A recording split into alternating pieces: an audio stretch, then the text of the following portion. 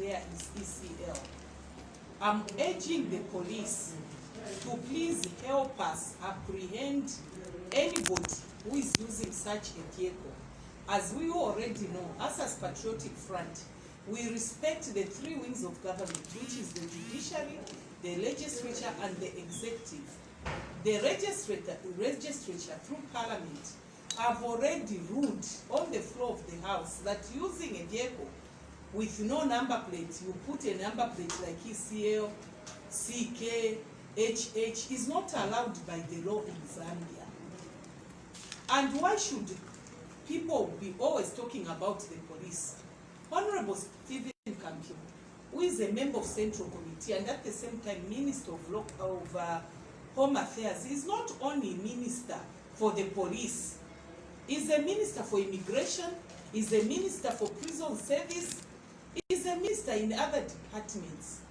And because they are doing the right thing, they are not being talked about as much as Zambia police. Honestly speaking, you know that even as a party, we have not allowed anybody to be using a number plate ECL. You let them pass through the roadblocks. You are putting us under unnecessary criticism from our citizens as if we allow illegalities. And to our members, whoever will try to come with a vehicle to the Secretariat with a number plate ECL, it's us as the Secretariat who are going to call the police to come and arrest you from our premises. Never should you try to come with the ECL number plate to our Secretariat. If the police allow you, I don't know what law they are using, use them on the roads where the police have the jurisdiction to arrest you. Secondly, again on the police, you have seen, today I'm receiving a very important person, our brother, who has defected from the UPND. I will not go into details. He will speak for himself, the positions he has held in the UPND. And I can assure you, the UPND are shaken today to see this defection. Under normal circumstances, this person is not a small person in the UPND. We could have called even the province, the district to come and receive him. But because we know we are living under very difficult circumstances, we are living under the health guidelines of COVID-19. As a responsible leader in the PF, I just had to call you as the media, because I know you are going to disseminate information across the country and people are going to know. I don't know why the police are letting people in COVID when we have health lines. If it's me who is holding a press briefing, I call Chitinta Ngumbechaban to at the Secretariat. Come and arrest me if I've broken the law. We saw with dismay the crowds which our Honorable Member of Parliament, who is a provincial minister in Lusaka, Bowman, Lusambo, pulled on the copper belt. That's not under the new norm. You as police, what are you doing? Are you scared of arresting us as leaders? We saw the same with our Minister of Education. When we have a high number of people dying from COVID in Mufrila, you go and have such a crowd. Police, help Honorable Kampiongo and save his name. I'm sure he's not issuing you instructions not to arrest us leaders when we break the laws. Nobody is above the law. And I challenge you, if you see me as Deputy Secretary General, Mumbi Phiri, breaking the law, come and arrest me. Next time, don't spare anyone. Be it Honorable Bowman Lusambo, be it whoever, be it Honorable Mushimba. If he breaks the law, especially over COVID, arrest them so that you show us an example. And I'm sure the people of Zambia are going to have confidence in you. The president has talked over and over again. But police, as you did at the magistrate courts, where you beat our PF members for breaking the law, do the same to us leaders when we break the law. At this moment, Let me invite the person we are receiving today. Sure. Thank you very much. Good morning. Is it morning or afternoon? It's morning. It's morning. Good morning, ladies and gentlemen. My name is Royd Monga. Royd Monga is it's a brand name in politics. I started politics straight from high school. First, I was just an activist that belonged to. I did not belong to partisan politics. My line of activism was purely by phoning in radio stations, which I found was a platform for me to participate in the governance issues of our country. Through that, a few people identified me and invited me to start practicing partisan politics, and that's how I joined the UPND. By the way, when I say people, once morning after my contribution on Hunza Radio, I just received a phone call that was on a strange number, and the person that phoned me was Mr. Hakainde Chitilama.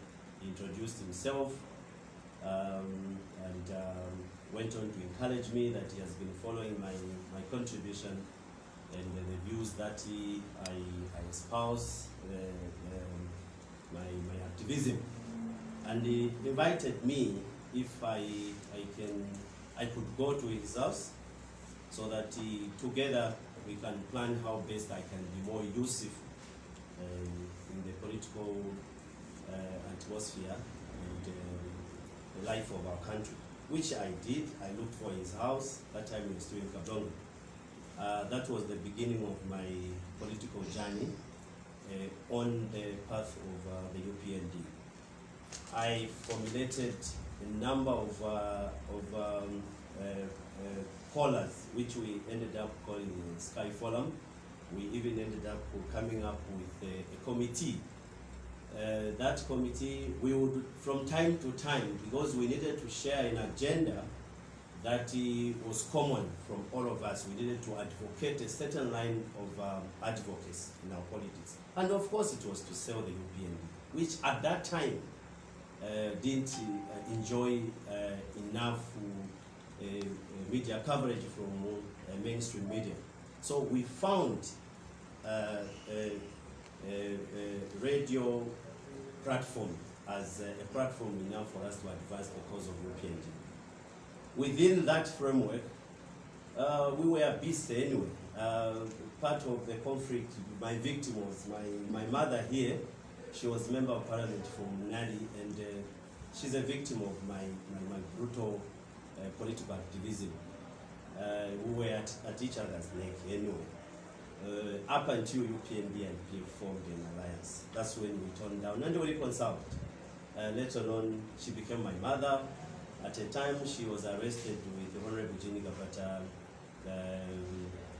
for honking. I called the team of callers, my colleagues that called radio stations to visit them in the hospital. To us, we realized that beyond politics, we are human beings, and being human beings, we are Zambians. That was a strange headline for us. Moving on, I served in UPND various positions. I was Munari Constituency Youth Chairman for 4 years. From there, I operated from Secretariat in the media department. Moving on, I was now finally, I graduated to the national level where I was put as a National Youth Executive Trustee, a position I've held up to today.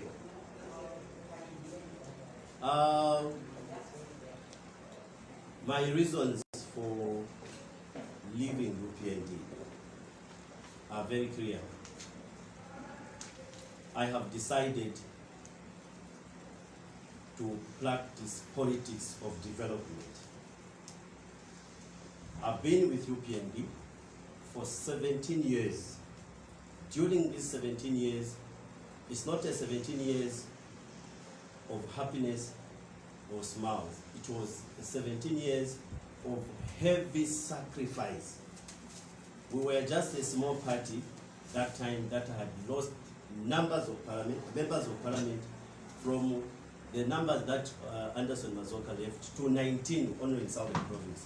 We needed to expand the party. And I was a boy that was seen to be a guy that could network with a team of youth leaders in the party to camp in Northwestern Province, Western Province, and Southern, because the strategy we had was, first, shall we get hold of or consolidate our traditional stronghold. I participated in the formulation of structures in these 3 provinces strongly. Sometimes we would come for 4 months without getting back home. We come back, we present our reports. It is through this struggle of sacrifice that I have also learned the other side of politics. I started reflecting some good 2 years ago. I've been reflecting. I have grown 17 years of doing politics. I participated in the 2006 elections, espousing the same political ideology and agenda. We did not succeed. We came to 2008, after the by-election of the late Patrick Wanawasa. We didn't succeed. In 2011, we didn't succeed. In 2015, after the sudden death of our late President Michael Sata, we didn't succeed. 2016, we didn't succeed. And then, as a person who has been in politics, I realized, is this project of advocating that UPND forms government, is it welcome, being welcomed by the people of Zambia? What is it that we are missing? We have a man that is renowned in business. There are other leaders that have been coming on the political scene aspiring for president, and they have made it to presidency. The man that is so decorated academically, business-wise, he's not making it. Why are we not getting it right? Why are Zambians not buying our manifesto, our ideologies, our ideas? This time of reflection has been a painful one, and I discovered that we were simply espousing bad politics. Bad politics in the sense that even when we are being in opposition, our type of opposition is totally different from the type of opposition that those that were in opposition with us espoused and ended up forming government. I'll take, for example, the Patriotic Front. There are certain things that I would admire, we would admire, about President Michael Sata, the way he conducted his checks and balances. I remember very well, even the sitting president at that time, Patrick Wanawasa, had to appreciate the type of opposition late Michael Sata was offering, and the PF, that my brother, you have made me work. The type of opposition you are offering is making me work and not to rest, and that is how I've managed to deliver development. If I may ask you a question, you bring His Excellency Edgar Chagwalungu here. If you asked him, has your government benefited from the type of opposition that the main opposition leader today is offering? Do you think he will give a positive response? Why? Because as we speak today, we have what is seemingly or silently being classified as 2 images of citizens. And this is a message, Madam, I want to deliver to the President. This country, Madam, and the media, people of Zambia, has been classified in 2 classes of citizens. There is an annoyed citizen, very annoyed. And I want to tell you that until now, I belonged to that class. There is a group of citizens that has believed that from time immemorial, they are being excluded from the national leadership of this country. Don't blame them, neither should I be blamed for believing that way and harboring that anger. This is the message that a political platform had to formulate in order to consolidate its strength, is to make itself and those that believe in it to be victims of exclusion. If today you go to Southern Province, I'm from Southern Ambonga, from Choma District. The feeling there is that development can only go to Southern Province if Mr. Hichilema is a Republican president. Don't blame them. It's because this is what they have been told. As long as you are seeing Mr. Tembo as the president, you who is a Mdenda, forget about having a fair opportunity of the national cake.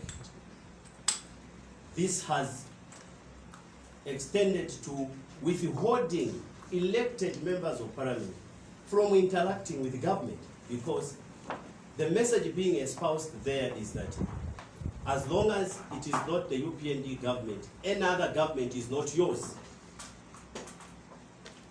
Madam, I have espoused type of politics with UPND where when the president is passing along British Road, what I used to see, or what I've been seeing, is there is a PF president and not the Republican president, my president. Why? There is this concept of not wanting to accept that he is my president. I was only waiting for a government that I'm going to call my own, that was going to be headed by the man I believed could be the one who is going to open opportunities for my people. Whilst this was happening, development in other places is taking place. Development is like a blind person. Until one shouts, that's when they will know there is another person. And another one shouts, that's when they will know there is another person. A third one shouts. But if from Southern Province, from Western Province, from Northwestern Province, where elected members of parliament belong to a political party that says, don't have an interaction with the government, who is going to scream so that the president that shares national cake should hear that in Winelonga they need a district hospital? Who is going to shout? The moment an MP, Gani Kombo, says, I'm going to see the president at State House so that I go and ask for a university for Southern Province, the following day he will be expelled. This is the bad politics I'm talking about. We have put our people in bondage. 7 months I've been in Southern Province registering, doing registration of NRCs, way before mobile registration started. And we thought it was a strategy. Do you know what I discovered, madam? A sorry sight. First thing I asked, do we have members of parliament? Do we have MPs? And when you talk to the local people, they will tell you, Mwatu Jaya, because we have been voting. When we vote, so for 20 years they have been voting for councillors, for 20 years they have been voting for MPs. But they are not seeing the development that they need. Why? These MPs have been put in a box. They cannot interact with the government so that they can push for development in their areas. Bridges are not there. There are no proper roads. And today, my decision to join Patriotic Front is pure for development. One, I want to try and talk to those that are governing and start making a necessary noise from inside. A mosquito that will be making necessary or relevant noise to scream for my people that, sir, your excellence, Southern Province has no public university. I want to call on my people in Southern Province, Western Province, Northwestern Province, those that have been told you are excluded from the national leadership, who have tried to practice politics of trying to push a person of their own after shelving ambitions for development until their own is president. For a long time, you haven't had an MP who can walk in State House freely and come out without any repercussion on his seat. Why don't we try 5 years now, between August and 2026? Let's open our doors and our hearts and give a chance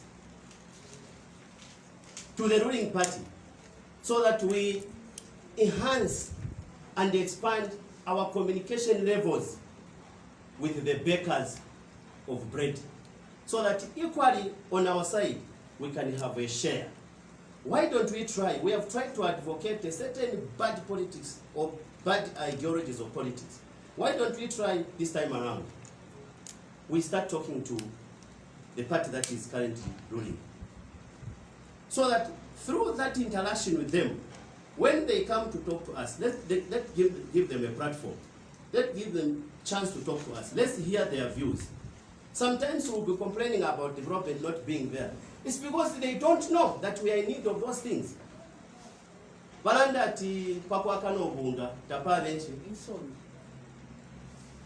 If cabinet is sitting, they have approved projects, and they hear, and the member of parliament in Eastern Province is screaming, we need an advanced hospital, a specialist hospital, we need a university, but they are shouting in Muchinga. And then there's no one who is saying, we need a public university in Southern Province. No one is there. How do you expect someone who will just simply guess that you need these things if you are not talking? So, I want to encourage and call on my people who will be complaining that we don't have development. It's because we have excluded ourselves, not that someone has excluded us. It's because of the bad politics that we are espousing. Why don't we try to start interacting? Secondly, the culture of wanting to feel that because the president is from Eastern Province and I'm from the other side, I can't support him because I can only support the person who comes from my region. This is a seed we have planted that we must address head on. Why don't we ask ourselves, why suddenly Zambians pay attention too much to where do you come from, what tribe are you? The president will appoint permanent secretaries. Instead of appreciating the capabilities of individuals that have been appointed, do you know what someone will say? They are from which region? Don't you see this as a problem? Why have we, where have we gone wrong? Why have we reduced governance to wanting to know which tribe or which region each person appointed is coming from? Why have we gone this low? Where is one Zambia, one nation, where you see, even if there is a Mr. Tembo, as long as he's appointed because he's capable, so be it, let me offer all the support. Where is that? A road has been constructed. For example, madam, for the period that I have reflected and decide to make this move, do you know that I've even started seeing the development of roads? Suddenly, my eyes are seeing all these flyover bridges, and by the way, these things were being completed when I was out. When I came, I couldn't drive in Lusaka. I'm finding dual carriage, this one is going this side, and I'm seeing too many vehicles. I parked, let me try to understand where these roads are going. Because within the 8 months I've been in Southern Province doing the voter registration, and they're also doing local, intra-party election. I've come Lusaka is something else. Thumbs up to ECL. This salute. So I was saying, a road has been put up. A flyover bridge to decongest the traffic has been put up. Instead of appreciating the investment that has gone in, someone wants to say, how much? Don't you think this is being a fortifying? When are you going to start appreciating? Currently, PF has invested, government has invested massively in the energy sector. We have all been complaining about load shedding, and they say, Zambians are complaining, even the economy is being stressed because the power is there's a deficit. Shall we invest in the energy sector? We have seen the expansion that are taking place. I'm sure, very certain, already there are signs that shedding has reduced, and we are being promised actually more expansions are coming in. Do you know the question that is going on? Instead of appreciating how much they are stealing money, what kind of opposition is that? I have refused to continue with the type of opposition that will be putting sand in the food that has been prepared by neighbors, simply to so that when someone says there is sand in the food, I say he doesn't know how to cook, let me be the one to cook next. Why don't I help my brother to prepare a best meal so that together we can feel like we are winners? If we start working together, I am calling for the type of opposition where an opposition leader can write notes, not ridiculing the president to condemn, but to simply say, my brother, where you are doing this, I suggest that you try and use this route. I have a master plan in this. Why don't you try out this piece of suggestion? Here is a policy that I thought if I became president, I could have applied. But since you are already there, and we have seen challenges, maybe this can work in the interest of the country. Patriotism starts from there. I'm waiting for a time where we are going to graduate and migrate from politics of wanting to capitalize on the mistakes of those in power to politics of being part of the solution and improving the situation of our country. President Edgar Lungu, we must thank him. First, we must sympathize with ECL. He's a president at a time when the world is facing a lot of challenges. And amongst the things that I've been reflecting is sometimes where God has placed the grace, you can't even start fishing or looking for answers. You can see this man is really moving with God's grace. Because COVID, we need a complete shutdown. The man never panicked. All of you are witnesses, and you saw testimonies of how he has handled the COVID issue. We are moving. He never shut down the economy to a point where people started attempting to cook each other. He has balanced fighting COVID, reducing the spread. Also, the economy should continue progressing.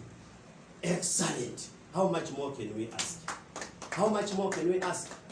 And believe me, going forward, with the magnanimity that the president has exhibited, being able to sustain the pressure that was coming from quarters to say, do this and do this, I'm sure he does a lot of consultation, and we are thankful for people that are advising. He really never panics, and that is how a leader is supposed to be. We must give credit where it is due. I'm emphasizing on my point to say, going forward, I want to participate in politics of development. Where I see there is need for attention, I'll be making noise, necessary noise within, to just draw an attention to. Because previously, believe me, I'll give you an example, madam. When I was in Southern Province, we were unable to communicate for over three days to a certain team that needed to collect people. And the Mama Motoka, they just ended up going somewhere else. And then I went to the chief. I told him, Chief, are you aware that if you drove to Lusaka, you reached one of these network providers, and he said, in my area, people are keeping SIM cards in their pockets because your network is not there. There will be an action. I'm sure that's how I helped. I helped facilitate fuel. He came. Suddenly, after 3 weeks, he was phoned that the team was coming to do the survey, and they mounted the tower. Within a month, there was network. Do you know what I realized? There is power in taking your problems to those that have capacity to sort out. Yeah. I'm advocating for a public university for Southern Province. There is only a private university there. Public universities, they are offering education to even those that are marginalized. I mean, those that are poor, those that feel they have no capacity, the vulnerable ones. The same way University of Zambia is offering capability in these public universities. So this noise must be made from within. I'm inviting all those that believe in politics of development to come forward. and join me in this. First thing first, shall we identify our problems? Our problems, one, we have excluded ourselves from being part of the national development, national leadership, by believing that the only time we shall feel part of that government is when our own is there. Yeah. This is dangerous. Let's start realizing that even if our own is not there, whoever is there is a Zambian. We can still be part and part of that government. When a president is passing, I should feel there is my president. Madam, we thought election is a platform for competing. Those that have sold themselves enough, they win. But you know, even where you have not sold yourself, the moment you don't perform well or you lose, you have to look for excuses. Already as we are going towards this, there are people who are already preparing their members to say this coming election has been rigged. So that when they don't succeed, they will say, hey, voter register has been tinkered, so we are eliminated from the end and all. This is also bad politics that is creating anger, because the moment you keep screaming that elections are being robbed, you are making a section of citizens to start hating those that may have made it, to start thinking that those are the ones that are blocking us. This is the anger I'm talking about. And the president of this country must, it's a request, must find a way he's going to help make citizens believe that the institutions that are governing this country, they belong to everyone. I was also of the view that when I see police officer, I see that this one is being trained to be beating UPND. When I see anything that belongs to government did not reflect in me, I was saying this is a PF institution. People can't even apply for bursaries because they think that as long as their name is not from those that they suspect are the ones wielding power, will be removed. That is the feeling. This is the bad politics that has been implanted in people's minds to create a certain belief that we are an excluded class of citizens. And the only way we are going to be part of the development of this country, the leadership of this country, is by forcing our own to be president. As long as he is not there, we are not part of that leadership. Even recognizing a leader. Me, I was having problems to even address ECO as his excellence. On social media, all my posts, I was addressing him as if he is just my brother. And yet he's my president. And I feel so bad right now that I espouse that type of bad politics. And in one way or another, we might have stepped on each other's foot. We were all fighting political space. I have joined Patriotic Front unconditionally. I'm not coming for any position. I'm a political animal. Mine is the ground. I work. I'm a foot soldier. I can camp in the bush. My family is now used not seeing me, just knowing that he's out for part work. Actually, I feel now that I've just joined, I must even work 24/7. Any assignment, I'm available. I want to get dirty with Patriotic Front, sleep in trenches, go out there, suffer with mosquitoes until victory is realized. Until then, that's when I will develop a sense of belonging. I think this is where I am. My dear brother, my dear son, we welcome you. Thank you very much. Thank you. You're very welcome. Let me give you Chitenge. Sure. Have you seen the advantage? COVID has advantages and disadvantages. He has had time to speak his mind, and you could see from his speech, with the passion it was coming from his heart. Sembe, it was under normal, with no COVID, Sembe Pezego, Mapitiku church, and we give each other a little chance. Yeah. My dear son, thank you. I'm sure Unza Radio on Saturday will be analyzing your coming. Thank you. Me, I'm so excited. Thank you. You are very welcome. Thank you. this t-shirt because you have worn a jacket. Oh. Thank you. Thank you so much, sure. Thank you. As we conclude, we welcome Lloyd Monga. I'm sure the radio listeners, today is a very shocking day, as I said, even for the UPND. I feel so excited and I feel so proud that today I've received this young man who started politics when he was a very small boy in UPND. We could meet at the mall and everything, we could cross each other, but today he has come. And to our party structures at all levels, let us learn, as we always preach, to welcome those who come to join us. In our party, there is no first, there is no middle, there is no last. We are all equal. I thank you.